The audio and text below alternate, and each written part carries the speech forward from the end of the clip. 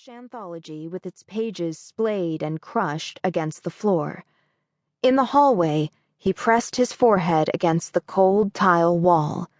His breathing was fast and hungry, as if he'd just come up from under the deep gray slick of the ocean. He could hear Mrs. Muggeridge serenely reading on. "We have lingered in the chambers of the sea, by sea-girls wreathed with seaweed red and brown, till human voices wake us, and we drown." He felt like he was going to faint, but at least the poem got something right. Maybe he'd survived the sinking of the Dear Melissa, but he still felt like he was drowning all the time. Every time his alarm clock went off, he lunged bolt upright in bed, gasping for air. When the class finally poured out into the hall, he straightened himself and trailed after them to chemistry. It was such a suffocating, sleepy, ragtag school with only 60 students and 3 teachers.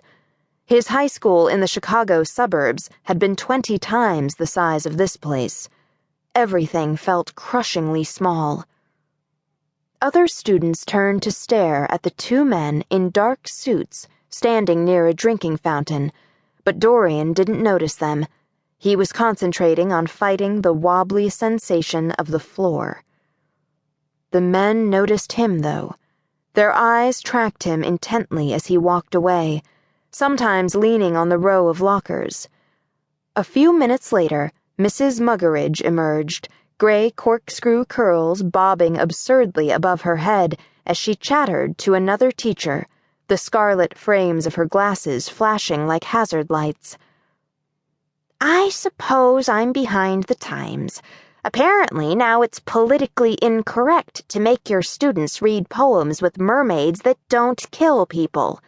What a thing to get so upset about."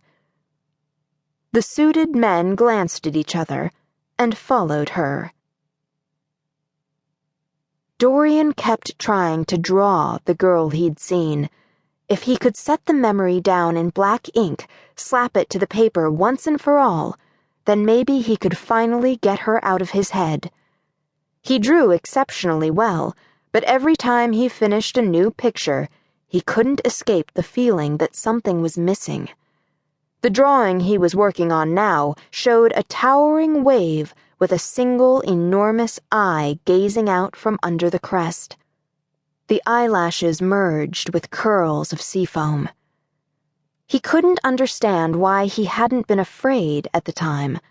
The fear had come much later, after he was obviously safe, and the fits of nauseous terror that seized him were infuriatingly senseless. But when the ship was actually crashing, wrenching up under his feet and people were dying all around him, he'd felt perfectly composed and confident.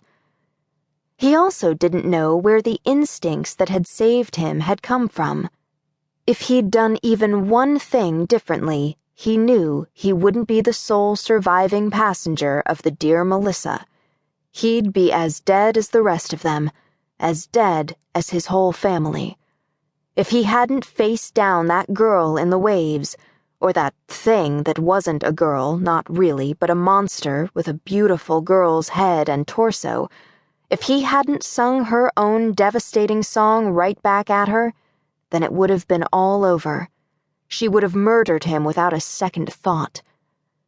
But sitting under the cold fluorescent lights of the chemistry lab, he knew that singing in the middle of a shipwreck had been a bizarre impulse. Inexplicable. How had he known? Who would have ever guessed that the way to stop a mermaid from killing you was to sing at her? She dragged him out from the wreckage, swimming away with him clasped in one arm. They'd raced at such speed that the blood had shrieked in his head. The foam-striped water had rushed across his staring eyes.